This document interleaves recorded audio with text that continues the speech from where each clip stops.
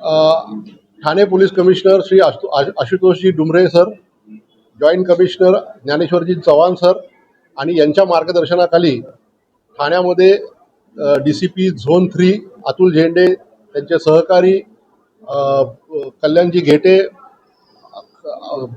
Khadakpada police स्टेशनचे PI doctor Waghmode यांच्या अंतर्गत यांच्या टीमनी ठाणे शहर, सोलापूर शहर, पुणे शहर, मुंबई शहर या सर्व ठिकाणी विशाखापट्टणम येथील जंगलामधून गांजा आणून इथे डिस्ट्रीब्युशन करतात आणि हे डिस्ट्रीब्युशन करण्याचं जे चॅनल आहे हे पूर्ण चॅनल आम्ही ताब्यात घेतलेले आहेत. एकंदरीत 13 आरोपींना आम्ही ताब्यात घेतलेला आहे आणि त्यातल्या 4 आरोपींना आम्ही वायझॅक इथली जंगलातून ताब्यात घेतलेला आहे.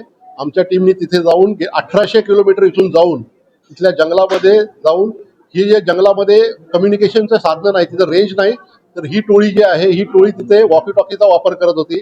कोणी त्यांच्यावरती हल्ला केला तर त्यांना डिफेंड करण्यासाठी त्यांच्याकडे पिस्टल आहेत, त्याच्यात कारतूस आहेत, गाड्या आहेत.